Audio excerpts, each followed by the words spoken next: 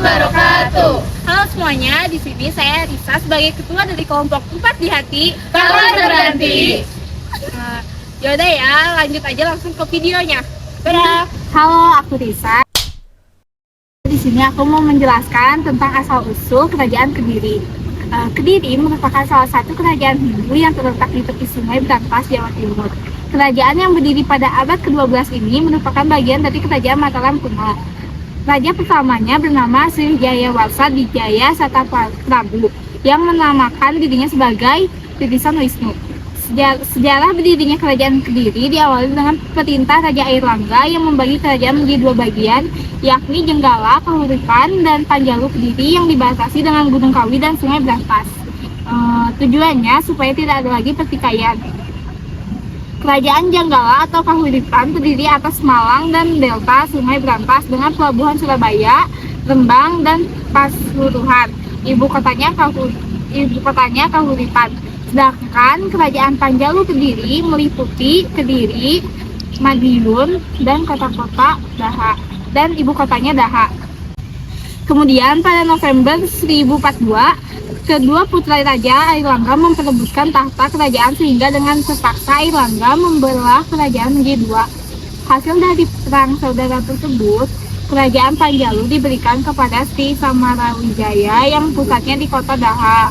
Sedangkan Kerajaan Jenggala diberikan kepada Manjapahit Garasakan yang berpusat di Kahuripan. Dalam prasasti Maenga disebutkan bahwa Panjalu dapat dikuasai dengan Jenggala dan nama Raja Manjapahit Garasakan pada tahun 1042 sampai 1052 Masehi diabadikan. Namun pada peperangan selanjutnya Kerajaan Panjalu Kediri berhasil menguasai seluruh tahta Airlangga. Hai, aku Jenny. Di sini aku mau jelasin tentang peristiwa penting yang ada di Kerajaan Kediri. Yang pertama, ada berdirinya kerajaan pada abad ke-11. Yang kedua, puncak kejayaan pada masa pemerintahan Raja Jayabaya. Yang ketiga, runtuhnya kerajaan pada masa pemerintahan Raja Kertajaya. Dan peristiwa yang keempat, pada tahun 1019 Masehi, Airlangga dinobatkan menjadi Raja Kediri. Kelima, Airlangga memindahkan pusat pemerintahan dari Medan Kemolan ke Kahuripan. Dan yang terakhir, itu ada runtuhnya Kerajaan Kediri pada tahun 1222 Masehi. Sekarang aku akan menjelaskan tentang tokoh-tokoh penting di Kerajaan Kediri. Yang pertama ada Raja Bameswara. Raja Bameswara dikenal sebagai seorang raja yang banyak dikagumi oleh orang-orang karena karya sastranya yang terkenal. Yang kedua ada Raja Jayabaya. Jayabaya terkenal sebagai raja yang sangat bijaksana sehingga ia berhasil mengantarkan Kerajaan Kediri ke puncak kejayaannya. Dan yang terakhir ada Sri Kertajaya. Sri Kertajaya yang merupakan raja terkenal dari Kerajaan Kediri. Raja Kediri sangat terkenal dengan kekejamannya sehingga mewajibkan rakyat untuk selalu menyembah kepadanya. Hai, aku Azel.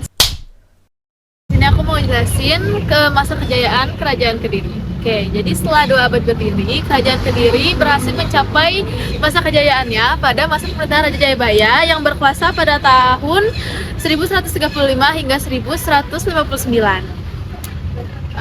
Faktor yang mendukung kejayaan Kerajaan Kediri di bawah pemerintahan Raja Jayabaya karena dibentuknya Senapati Sarwajala atau seperti militer angkatan laut pada masa itu yang menandakan bahwa Kerajaan Kediri mempunyai armada laut yang sangat kuat. Kerajaan Kediri mencapai puncak kejayaan pada masa pemerintahan Raja Jayabaya sebab Raja Jayabaya berhasil merebut Jenggala dan Panjalu yang ada di Kediri. Halo, aku Siti Zahra. Di sini akan menjelaskan masa keruntuhan Kerajaan Kediri. Setelah 2,5 abad Kerajaan Kediri berdiri, mulai melemah saat adanya perselisihan antara Raja Kertajaya dan kaum Brahmana. Kerajaan Kertajaya melanggar hukum agama dan memerintahkan Brahmana untuk menyembah Kertajaya layaknya dewa. Brahmana meminta tolong kepada Ken Arok untuk menggulingkan kepemimpinan Kertajaya. Di tangan Ken Arok, Kertajaya berhasil terbunuh dan Tumapel berhasil dikuasai oleh Kediri. Halo, nama aku Devan. Di sini aku bakal ngasih tahu tentang fun fact Kerajaan Kediri dan juga Singasari. Fun fact pertama dari Kediri, raja terbesar dari kerajaan Kediri adalah Jayabaya. Pada masa pemerintahan Jayabaya, ia sangat memperhatikan kesejahteraan rakyatnya. Yang ketiga, rencana kerajaan memakai simbol Garuda, muka simbol air langga. Yang keempat, Raja Kediri yang juga memperhatikan kesejahteraan ialah Kamaswara. Aku mikir aku akan menjelaskan peninggalan kerajaan Kediri. Jadi yang pertama situs Tondo Wongso, yang kedua Arca Dewa Siwa Caturmuka, yang ketiga Parasasti Sirah Keting yang menjelaskan pemberian hadiah kepada rakyat oleh Raja Jayawarsa. Yang keempat Prasasti Tulungagung dan Kertosono yang berisi masalah keagamaan yang ditulis Raja Bameswara. Yang kelima Prasasti Ngatang yang menjelaskan pemberian hadiah pada rakyat Ngatang. Yang ke-6 Prasasti Jaring menjelaskan Kebo Waruga dan situs Jinada. Yang ketujuh Prasasti Kamula menjelaskan keberhasilan Raja Kertajaya memerangi musuh di Ketang. Selanjutnya, aku mau menjelaskan asal-usul Kerajaan Singasari. Kerajaan Singasari merupakan kerajaan bercorak Hindu-Buddha yang berasal dari Malang, Jawa Timur. Kerajaan ini didirikan oleh Ken Arok yang bergelar Sri Rajasa Bahtara Sang Amurbabumi pada tahun 1222 Masehi. Kerajaan Singasari mencapai masa puncak kejayaan pada tahun 1272 sampai 1292 Masehi pada masa pemerintahan Kartanegara. Di bawah pemerintahan Kartanegara, Kerajaan Singasari mampu memperluas kekuasaannya hingga Bali, Sunda, sebagian Kalimantan, dan sebagian Sumatera. Pendirian Kerajaan Singasari tidak terlepas dari tokoh Ken Arok. Ken Arok awalnya hanya menjabat sebagai pengawal dari seorang aku di Tumapel bernama Tunggul Ametung. Ken Arok membunuh Tunggul Ametung dan menikahi istrinya, Ken Dedes. Setelah menjabat sebagai Adipati Tumapel, Ken Arok sempat sekutu dengan para Brahma dan melakukan pemberontakan di Kerajaan Kediri. Kediri menyerahkan kekuasaannya dan berpindah ke Kerajaan Singasari. Ken Arok kemudian menjabat sebagai raja dari Kerajaan Tumapel atau dinamakan sebagai Kerajaan Singasari. Di sini aku mau ngejelasin tentang peristiwa penting yang ada di Kerajaan Singasari. Peristiwa penting yang pernah terjadi di Kerajaan Singasari yaitu ekspedisi Pamalayu. Apa sih itu ekspedisi Pamalayu? Nah, ekspedisi Pamalayu adalah perluasan wilayah kekuasaan di luar Jawa dari Kerajaan Singasari yang dipimpin oleh Raja Kertanegara. Perluasan ini dilakukan untuk membendung kekuatan dari Kubilai Khan di Cina. Ekspedisi Pamalayu ini dipimpin oleh Mahesa Anabrang, dilakukan dengan cara damai. Cara ini berhasil mendominasi pelabuhan Melayu oleh tentara Singasari. Para pedagang nantinya akan diarahkan untuk datang ke pelabuhan di Jawa. Terus, untuk peristiwa yang kedua, ada pembunuhan yang dilakukan oleh Anusapati kepada Ken Arok dan pembunuhan Tohjaya untuk membalaskan dendam ayahnya. Dan yang terakhir, ada perintah bahwa Kerajaan Singasari harus menyerah dan tunduk patuh atas kerajaan Mongol di bawah kepemimpinan Kubilai Khan. Kalau Felicia akan menjelaskan tentang tokoh-tokoh penting dari Kerajaan Singasari. Yang pertama ada Ken Arok. Ken Arok merupakan pendiri Kerajaan Singasari yang menjabat 5 tahun. Yang kedua ada Anusapati. Anusapati adalah pembunuh Ken Arok dan setelah itu yang menjadi raja di Kerajaan Singasari. Yang ketiga ada Tojoyo. Tojoyo adalah raja pengganti setelah Anusapati meninggal. Yang keempat ada Ranggawuni. Ranggawuni adalah raja pengganti Tojoyo. Ranggawuni membawa sedikit kejayaan untuk Kerajaan Singasari. Dan yang terakhir adalah Kertanegara. Kertanegara menjadi raja pengganti Ranggawuni sekaligus raja terakhir. Dan pada masa Kertanegara, Kerajaan Singasari mengalami kejayaan. Oke, di sini aku mau ngejelasin masa kejayaan Kerajaan Singasari. Jadi, Kerajaan Singasari berhasil mencapai masa kejayaannya pada tahun 1172 hingga 1192 Masehi di masa pemerintahan Raja Kertanegara. Ada beberapa faktor yang mendukung Kerajaan Singasari menuju kejayaannya, yaitu yang pertama ada kepemimpinan bijaksana yang ditorehkan dari sang raja.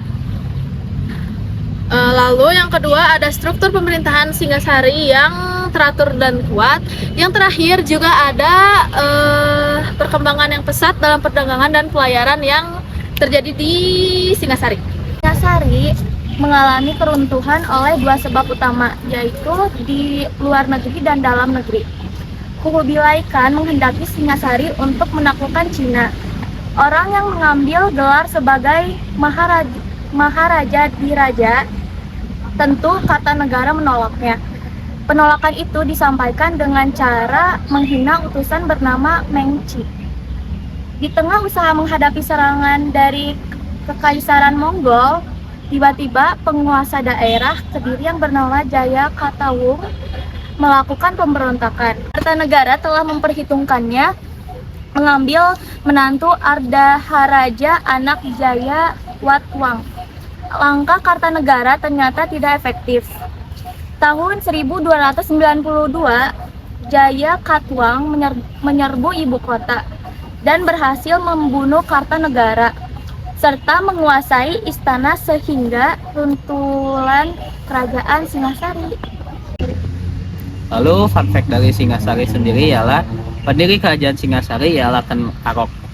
Kedua, Ken Arok menjadi Raja Singasari dengan gelar Raja Sri Rangga, Raja Sang Amur Wabumi. Yang ketiga, Ken Arok hanya memerintah selama 5 tahun. Lalu yang keempat, Ken Arok dimakamkan di Kegenengan dalam bangunan Siwa Buddha. Di sini aku akan menjelaskan peninggalan kerajaan Singasari. Yang ke-1 Candil Kidal, yang kedua Candil Singasari, yang ketiga Candi Jago, yang keempat Candi Katang Lumbang, yang kelima Candi Kangenan, yang keenam Prasasti Singasari, yang ketujuh Prasasti Malurung. Sekian dari video kami, semoga bermanfaat untuk kalian semua. Wassalamualaikum warahmatullahi wabarakatuh.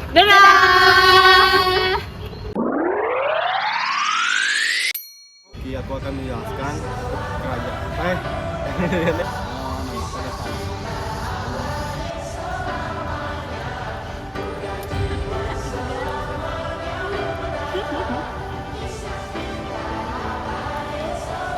Oh my god, this is my outfit of the day. Masihkah kau mengingat di saat kita masih tujuh? Siapa yang bilang yang bikin? Baju kita, Belas baju bumi. Berapa harga outfit lo? Ini 1 juta. Itu sepatunya baru tuh kayaknya. Oh my god, Masihkah kau memandang ingat wajah cobaan terberat kita makan? Ketika masihkah kau ingat lagu di radio yang merdu mengudara? setelah setengah 2 abad, Kita masih sebebas itu. Rasa takut yang tak pernah mengganggu batas naluri